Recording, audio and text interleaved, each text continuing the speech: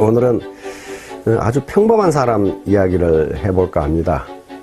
우리가 위인전, 그러니까 이순신 장군이나 링컨이나 또는 나폴레옹이나 이런 위인들의 이야기를 듣거나 위인전을 읽으면 아유, 저분들은 나하고는 관계없는 사람이다, 이런 생각을 하게 됩니다. 그런데 위인들도 사실은 태어나면서부터 위인이 아닙니다.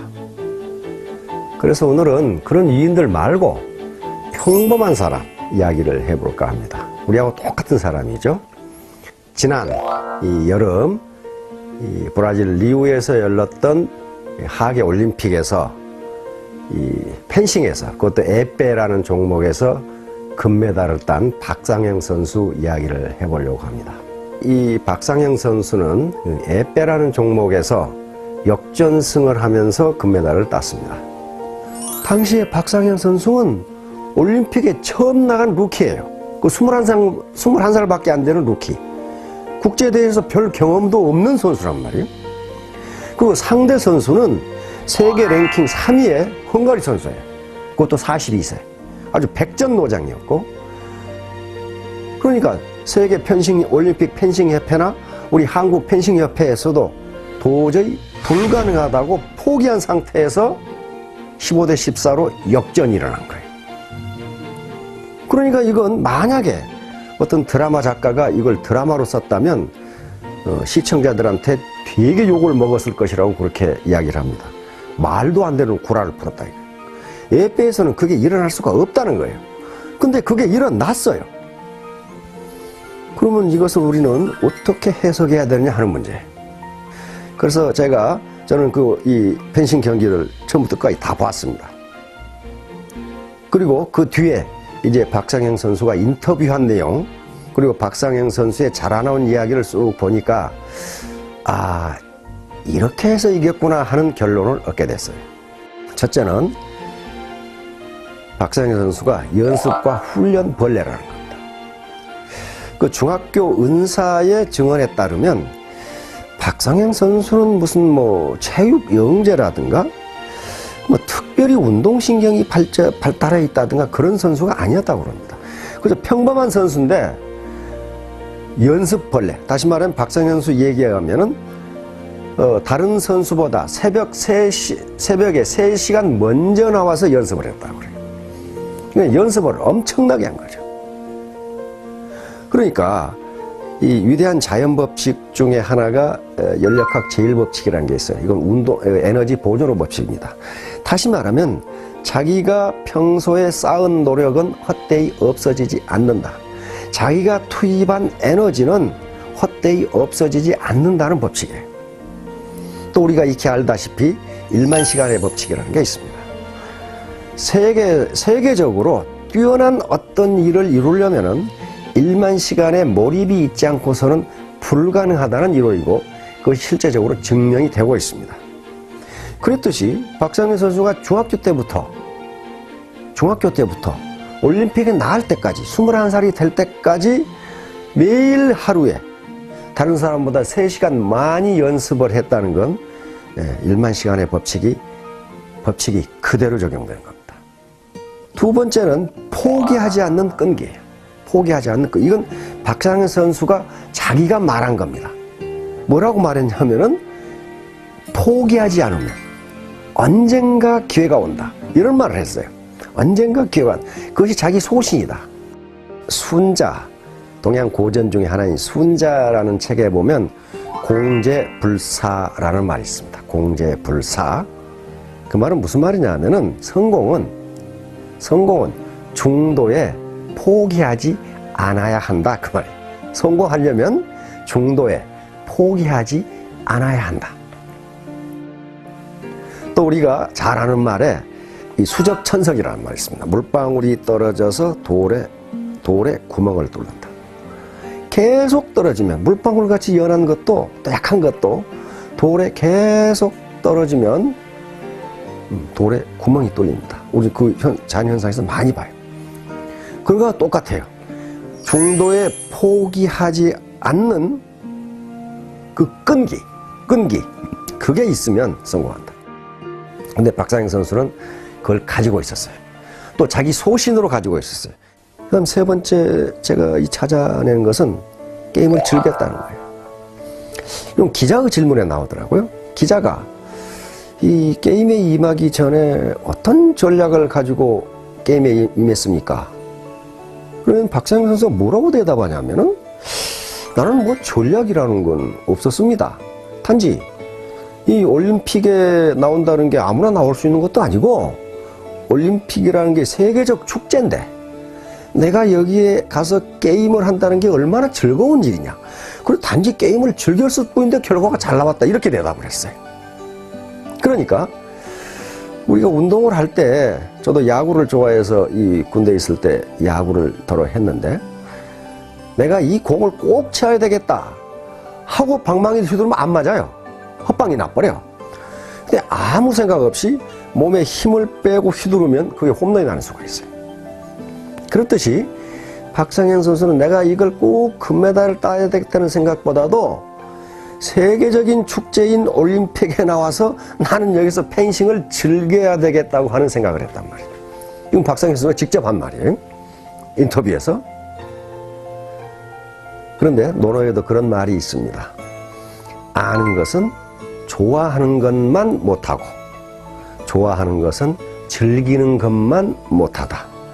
지지자 불여 호지자, 호지자 불여 낙지자, 이런 말이 있어요. 그러니까 애터미 사업에 대해서 안다고 해도 그것은 애터미 사업을 좋아하는 것만 못하고 애터미 사업을 좋아하는 정도에 그치지 않고 애터미 사업을 즐기게 되면은 반드시 성공하게 된다. 이게 세 번째 요인이에요. 제가 찾아낸 세 번째 요인입니다. 마지막으로 제가 또 찾아낸 것은 3라운드 중간에 잠깐 휴식 시간이 주어졌어요. 그때 점수가 10대 14야. 그러니까 헝가리 선수는 1점만 더 나면 동시타로 1점만 더 나버리면 지금 이기는 판국이에요. 앉아 쉬는데 관중 중에 한 사람이 할 수 있다고 고함을 질렀어요. 그러니까 박상현 선수가 그걸 잡아가지고 앉아가지고 할 수 있다, 할 수 있다 이렇게 마치 자기 최면 걸은 것처럼 그런 얘기를 하는 걸 봤단 말이에요. 박상영은 주문처럼 혼잣말을 되뇌었습니다. 그리고 번개 같은 찌르기로 대역전극을 이뤄냈습니다. 나중에 이게 이제 뉴스에 계속 나왔죠. 이게 바로 자기 암시라는 겁니다. 자기 암시. 할 수 있다는 긍정적 암시를 자기에게 집어넣는 거예요. 근데 정신분석학자들의 연구에 따르면 인간의 의식은 크게 두 가지로 나눈다고 합니다. 하나는 현재 의식. 현재 의식은 내가 지금 느끼고 알고 있는 의식이에요. 또 하나는 잠재 의식 또는 프로이트는 그것을 무의식이라고 했는데요. 이건 내가 지금 느끼지 못하고 있는데 내 의식 속에 잠재해 있는 거예요. 그런데 현재 의식은 우리 의식의 10%밖에 되지 않습니다. 마치 빙산하고 똑같아요. 바다에 떠 있는 빙산이 위에 보이는 것이 10%죠. 밑에 보이지 않는 것이 90%예요. 그와 똑같아서 현재 의식은 10%고 잠재 의식이 90%인데 현재 의식에 관계없이 인간의 행동, 그 의식은 잠재 의식의 명령에 따라서 움직인다고 합니다. 예를 들면 내가 애터미 원데이 세미나에 가야지. 현재 의식이 그렇게 생각해도 잠재 의식이 네가 거길 왜 가? 거기 다단계꾼들이 모이는 데야. 이런 식으로 잠재 의식이 자리를 잡으면 그 사람은 안 온다는 거예요. 그러니까 모든 인간의 행동은 잠재 의식의 이 명령에 따라서 움직인다는 거예요. 그러면 그 휴식 시간에 잠깐 했는데 잠재 의식이 발동됐느냐? 그렇진 않아요. 내가 추측컨대 아마도 박상현 선수는 평소에 마인드 컨트롤 훈련을 했을 겁니다. 마인드 컨트롤 훈련을 했을 거예요. 나는 할 수 있다. 왜냐면 앞에 박상현 선수의 이 인터뷰를 보면은 굉장히 얘가 명랑하고 긍정적이에요.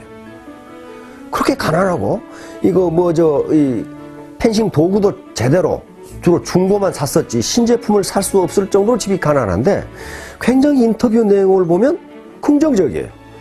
그렇다면 평소에 아마 마인드 컨트롤 한 것 같다. 그런데 바로 14대 10이라는 절체절명의 상태에서 그 마인드 컨트롤을 다시 나는 할 수 있다, 나는 할 수 있다 라고 하는 그 긍정적 메시지를 바로 잠재의식에 집어넣은 것 같아요. 근데 학자들이 연구 결과에 따르면 잠재의식이 긍정적으로 바뀌면 자기도 모르게 성공 메커니즘이 작동한다고 돼 있어요. 성공 메커니즘이 작동한다. 나중에 게임이 끝나고 나서 박상현 선수도 내가 어떻게 해서 이겼는지 모르겠다. 그렇게 얘기했고, 하다 져버린 헝가리의 그 세계 랭킹 3인 선수도 내가 왜 졌는지를 모르겠다. 그렇게 얘기했어요. 그리고 이 올림픽 펜싱 협회나 우리 한국 펜싱 협회에서도 도대체 이런 일이 어떻게 일어날 수 있는지 모르겠다. 그런 얘기를 했단 말이에요. 그러니까 박상현 선수가 이 리우 올림픽에서 더군다나 펜싱 앱배에서 역전승을 할 수 있었던 것은 기적이라고 우리가 치부할 수도 있지만은 지금까지 박상현 선수가 쌓아왔던 에너지 불변의 법칙에 의해서 그 에너지가 순간적으로 폭발한 것이라고 해석할 수 있습니다. 무슨 나면서부터 로얄 마스터가 자질을 타고난 사람은 없다. 박상현 선수처럼 연습벌레, 훈련벌레, 다시 말하면 일벌레가 돼야 되고, 두 번째는 중도에 포기하지 않는 끈기, persistence, 끈기. 이게 있고, 이게 있어야 되고, 세 번째는 애터미 사업을 아는 것으로 끝나서는 안 되고, 이걸 좋아하는 단계, 그리고 마지막으로 즐기는 단계까지 가면은 결코 이 사업이 지루하지 않게 될 것이다. 나는 언제까지 스타마스터가 되겠다. 이런 긍정적인 메시지를 잠재의식 속에 각인시키면 우리 잠재의식은 자동적으로 자동적으로 성공 메커니즘을 작동시켜 준다고 합니다. 그러면 자기도 모르게 성공으로 다가가는 거예요. 이렇게 되면 모든 분들이 성공하실 수 있으리라고 믿습니다. 잘 들어주셔서 감사합니다.